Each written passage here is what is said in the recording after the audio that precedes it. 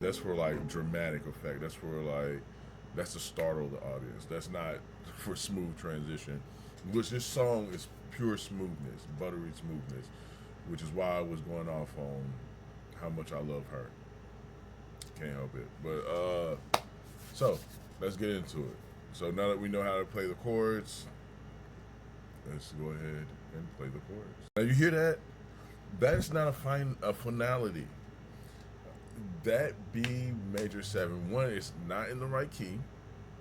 We are, and Jacob Collier, who is a fucking wizard at understanding how chords and keys work together. Like he has an understanding of music that I admire, the way I admire Nikola Tesla or someone like that. Like he is a true wizard, a true genius at his craft, and I aspire to be not as good as that because that's like trying to be as good as Jordan. You know what I mean? But I aspire to be what he is, how he embodies music. That's what I aspire towards. And yeah, his understanding of how you move around the circle of fifths, he would be able to explain that better than me. I know they just pulled that B major 7 out of nowhere, but it sounds so good together.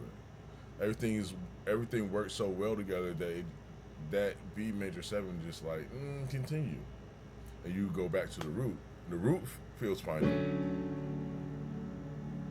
then it's not.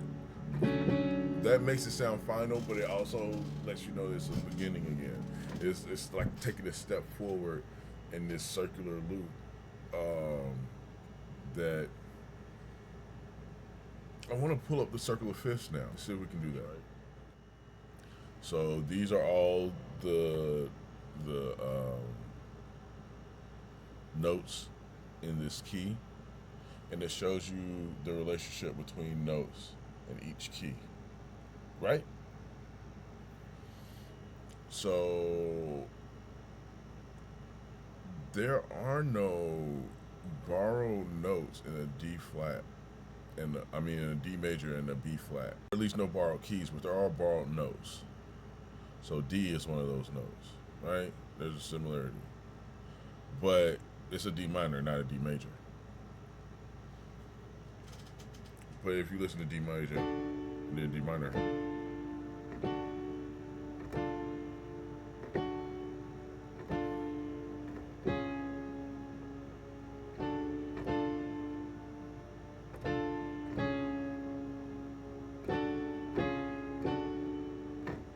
that's D major, D minor, and D flat. It's just walking up and down, back and forth. That's all it is. So I'm not exactly 100% sure about why they chose to just jump to that B flat major. Other than my guess is it continues the chord progression in a different way. It doesn't end it. It just creates this endless loop where it's just,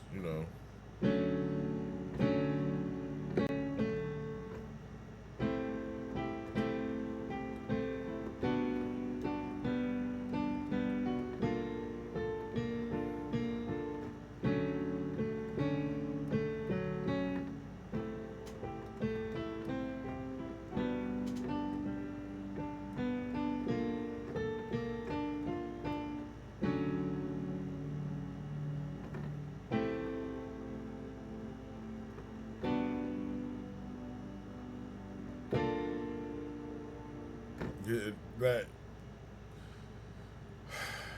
the jump up to that B flat major 7 just is really satisfying to hear, but it doesn't satisfy you to the point of completion. Pause. It doesn't it doesn't satisfy you like in a way that makes you go, like it doesn't sound final. It just keeps looping, which isn't bad at all. It actually draws you in more. And that's what I love about this song. It's not how you play that.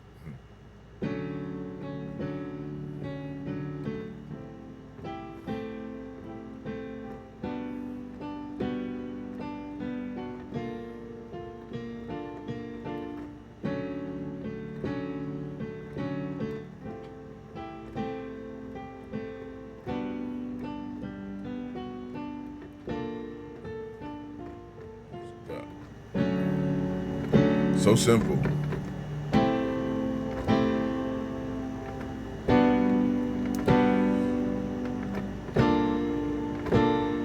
Beautiful though.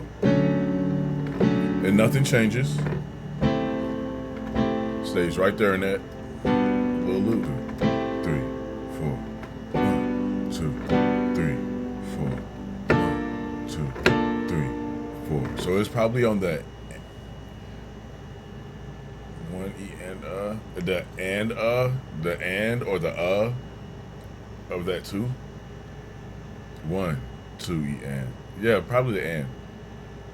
So 1 E and 2 E and 1 E and 2 E and 4 E and 2 E and on that and somewhere in that and so let's just say no, let's say and it falls in that 1 E and so 1 E and 2 E and 1 E and 2 E and 4 E and 2. Yeah, it's like and it's somewhere in that weird space of and from 1, 2, 3, 4. So that's for those who know a little music theory and know how to count. But yeah, I think that's it for today. We went over 20 minutes. It's one song with 4 chords, so I need to learn to be more efficient with my time and with your time. So I will make a note of that for the next video. I won't rant so much. And yeah, so hope y'all enjoyed. If you like and subscribe, share. You know, if you have any other songs that you would want me to do, comment below. Let me know what you think.